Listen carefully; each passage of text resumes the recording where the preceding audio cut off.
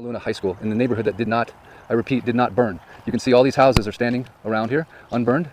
There's no burn here, okay? So to me, this is like something out of a space movie, because you have this small field with some grass that burned, right? You can see where the grass burned. But then you have these two vehicles sitting in here that have melted aluminum. So Donovan, if you want to just take us through this car real quick and show us, I know you know a few things about cars, you can point out some things that require a very high temperature. By the way, we just talked to the neighbor who was talking to an investigator in Lahaina town yesterday, and he said the investigator told him the temperatures reached in excess of 3,000 degrees. So tell us what you got, Donovan.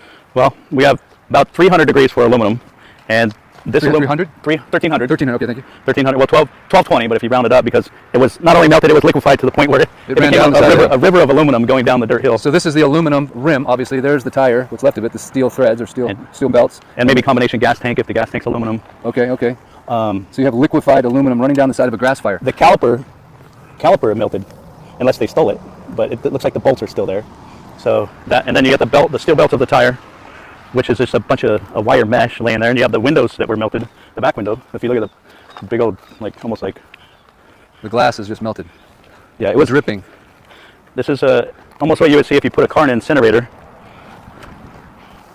But this is not surrounded by a bunch of structure fires or anything. Yeah, there's no fuel. So besides the gas that was in the tank, what's your theory on what could create temperatures of this level in the middle of a field? Anomaly, I think is the word. So this is the second anomaly. Yeah, it's just that's why I stopped. I looked at it, I'm like, okay, house. Nothing's burned, and then you have melted steel and glass, and then the only thing that is left is the thick steel frame, and then the steel sheet metal. So I don't know if you guys have figured this out yet, but the media has not been given access to Lahaina town. Everything is locked up. Matter of fact, this gentleman next door, he was on Front Street yesterday, and he was supposed to get access, and then the mayor shut it down because people were taking pictures. So they don't want pictures taken of anything in Lahaina town, because they don't want you to see this, would be my guess. Because the more that you take a look at this, and especially in this scenario, if there was a car like this in the middle of Lahaina, you might think to yourself, well, okay, it was in the middle of this major burn. There's an animal that died here or something. I'm smelling that must be a cat that was under there. That smells like a dead something. Yeah. Oh, that is so sad. That is so sad. That's someone's dog. Oh. So now we have another vehicle right next to it. Talk to me about this one, Don. Yeah, what are you seeing? It's symmetrical with the other one. Yes. They're pretty much identical. I mean, the heat is just tremendous heat. Melting glass, melting metal, incinerating the tires to the point of, the only thing you see is the steel belts, which actually fall apart like spaghetti noodles when you touch it. So the media is not allowed in here. No one's allowed in Lahaina town. So the only way this message is going to get out right now is if you, until your fingers bleed for America, start sharing this video. Look what it did to the steering wheel. All it is the steering column. We the people is all we got left here. And the more we get the word out and the more people start seeing this crazy anomaly, and we're seeing it in a lot of different places. Donovan here has been on a scooter. He was at the scene of the crime the day of the fire. He was helping people, rerouting them away from Lahaina, as the cops had not blocked the southbound traffic until you got almost to Front Street. Grass. And notice the green grass here. Now, it's only been 2 weeks. I don't know if that's 2 weeks. 2 weeks of growth. Is that 2 weeks of growth? We have green grass. You think is that 2 weeks of growth? Okay, maybe it is. But there's a lot of green grass here. I don't know. Yeah, Someone tell me how fast does grass grow? Is that 2 weeks of growth? Someone dumped some trash in there, right? I wonder who did that. It's kind of weird. Some nice people. Some nice people? Yeah. Lazy. But if you don't share this story, I don't know who will, man. Someone's got to start putting this out to the people that can help. I've had people tell me, hey, you guys got to go do something. Really? We just got like a little 5G back and it doesn't even work. Every phone call we make drops. Right? Do you hear what's going on here? Are you hearing me loud and clear? They are creating a situation where it's impossible for us to communicate. Right now, I'm on a Starlink that's in the back of my truck over there. Thank you, David Crawford. So that's the reason I'm able to transmit this message, assuming you're getting it. If you're not, I have it recorded, and I will post it after we go live. See if you can get down and let's see inside the motor. Is this the hood come up? Oh, the motor's melted. The motor's gone. It looks like the block is melted. And what's the block made out of? Probably aluminum. Probably aluminum. If it melted, yeah. An iron block usually would hold out a little bit longer. I mean, is it possible that they're making these cars with different types of materials that just have a lower melting point? But even if they did, it wouldn't make any sense because we're in a field with just a little bit of grass. The block is still there. It's turned sideways. The block is still there? Yeah, the aluminum valve cover is still melted to death. So can a grass fire...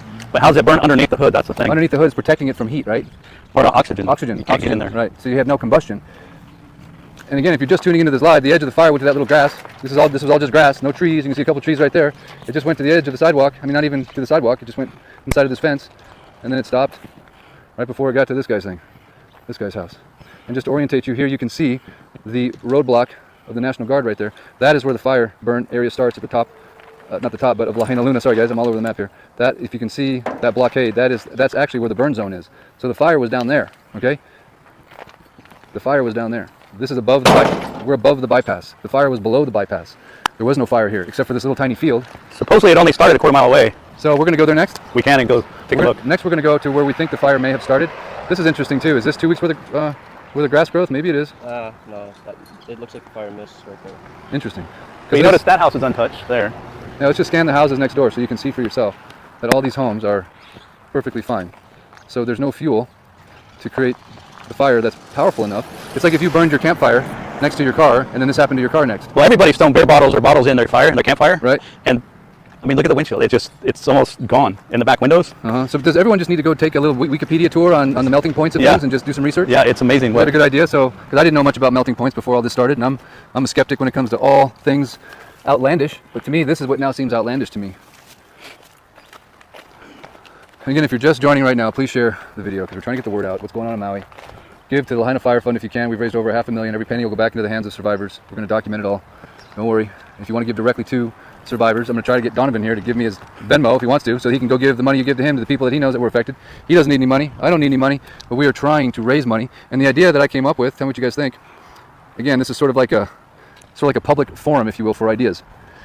What if we create a fund called Buy Back Lahaina, and we make T-shirts, beautiful T-shirts. I've already contacted one of my favorite artists. Everything burned, all of his originals. That's what I do. He has 2 galleries on Front Street, all of his original work, 20 years worth of sketchbooks gone. He can't even come on camera. He's so destroyed. But I'm trying to